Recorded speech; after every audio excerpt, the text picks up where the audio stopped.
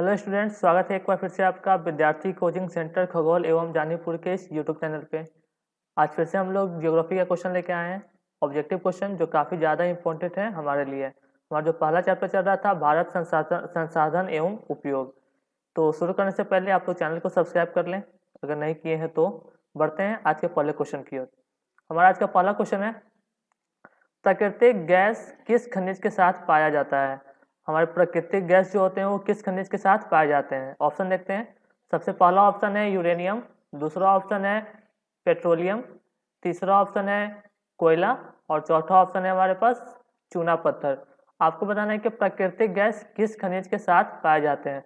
तो आप लोगों ने अच्छे से पढ़ा होगा, पिछले क्लास में भी पढ़े थे कि जो प्राकृतिक गैस जो होते हैं वो पेट्रोलियम के साथ पाए जाते हैं। पेट्रोलियम के सरफेस से थोड़ा ऊपर कौन पाए जाते हैं, हमारे प्राकृतिक गैस पाए जाते हैं।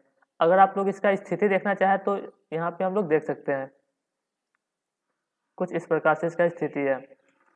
यहाँ पे आपको जो हरे रंग का जो सरफेस नजर आ रहा है वो हमारा तेल है जिसको हम लोग पेट्रोलियम कर रहे हैं, और जो लाल रंग जो आपको नजर आ रहा होगा कर्सर के ऊपर वो हमारा प्राकृतिक गैस है। तो उम्मीद करते हैं आप लोगों को दिख रहा होगा, ये जो हरे रंग का जो सरफेस है वो हमारा पेट्रोलियम है, ऊपर जो लाल रंग का आप लोग जो देख रहे हैं वो प्राकृतिक गैस है। बढ़ते हैं आगे के क्वेश्चन की ओर। आगे क्वेश्चन है हमारा, अगला क्वेश्चन ध्यान से देखेंगे। निम्नलिखित में से कौन बिहार के प्रमुख नदी घाटी परियोजना है। बिहार का प्रमुख नदी घाटी परियोजना का आपको नाम बताना है। ऑप्शन देखते हैं। पहला ऑप्शन है दामोदर नदी घाटी परियोजना, दूसरा ऑप्शन है भाखड़ा नंगल नदी घाटी परियोजना, तीसरा है हमारे पास रिहंद नदी घाटी परियोजना और चौथा है हमारे पास सोन नदी घाटी परियोजना। तो जैसा कि आपके पास ऑप्शन है दामोदर, भाखड़ा, रिहंद और सोन, तो इसका सही आंसर है सोन नदी घाटी परियोजना। सोन नदी घाटी परियोजना बिहार की एक प्रमुख नदी घाटी परियोजना है। आगे बढ़ते हैं अगले क्वेश्चन की ओर। अगला क्वेश्चन है हमारा, एशिया का सबसे बड़ा परमाणु विद्युत गृह है। एशिया का सबसे बड़ा परमाणु विद्युत गृह कौन है। देखते हैं ऑप्शन। सबसे पहला ऑप्शन हमारे पास तारापुर, दूसरा ऑप्शन है कलपक्कम, तीसरा ऑप्शन देखते हैं नरोरा और चौथा ऑप्शन है हमारे पास कैगा। आपको बताना है कि एशिया का सबसे बड़ा परमाणु विद्युत गृह, इसका सही आंसर है तारापुर। एशिया का सबसे बड़ा परमाणु जो गृह है हमारा तारापुर है। तारापुर के बारे में आप लोग दो तीन बात याद रखेंगे। सबसे पहले तो ये 1929 में बनाया गया था और अमेरिका की मदद से बनाया गया था। और जो तारापुर जो जगह है हमारा वो महाराष्ट्र के राज्य में पड़ता है। तो याद रखेंगे तारापुर महाराष्ट्र में है।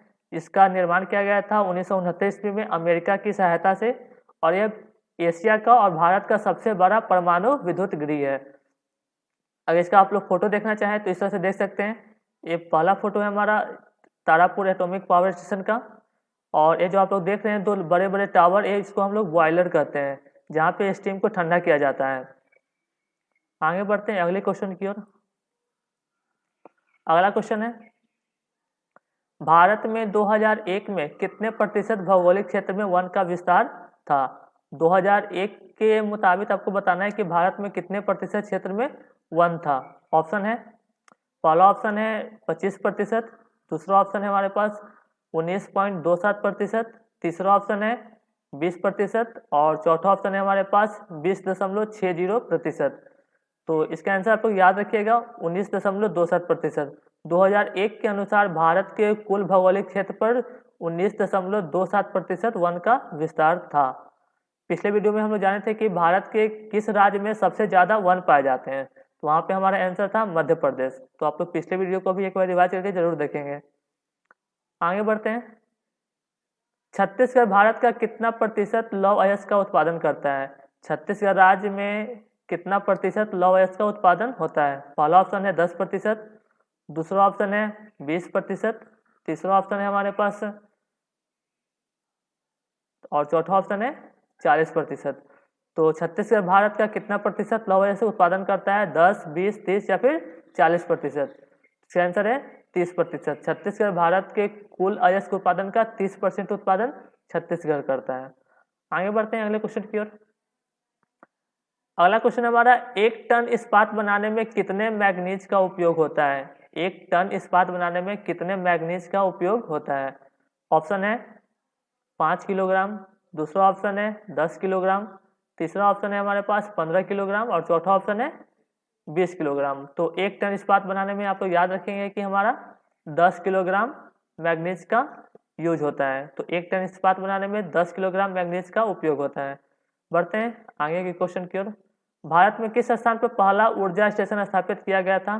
पहला ऑप्शन है कलपक्कम, दूसरा ऑप्शन है नरोरा, तीसरा ऑप्शन है राणा प्रताप सागर और चौथा ऑप्शन है हमारे पास तारापुर।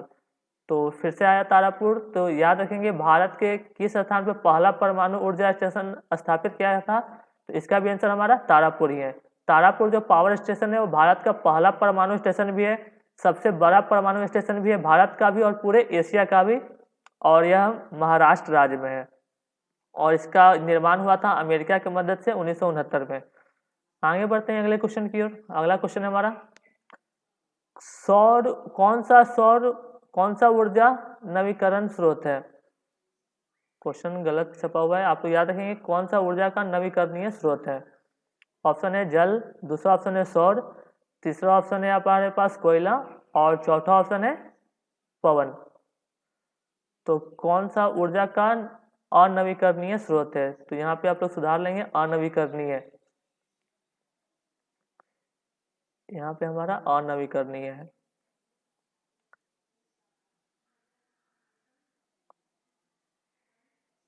कौन सा ऊर्जा का अनवीकरणीय स्रोत है? ऑप्शन हमारे पास जल, सौर, कोयला और पवन। इसका आंसर आप लोग आसानी से दे पाएंगे। इसका सही आंसर होगा आपका कोयला।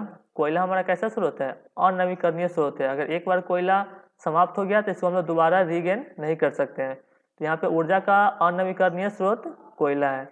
आगे बढ़ते हैं अगले क्वेश्चन की ओर।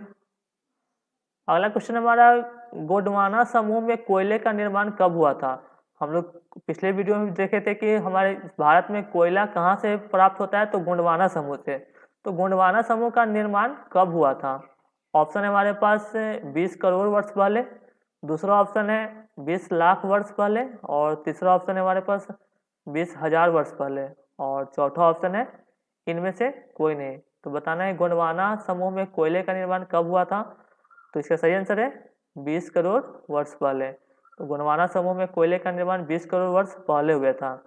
अगर आप लोग मैप पे गोंडवाना समूह को देखना चाहते हैं तो ऐसा देख सकते हैं।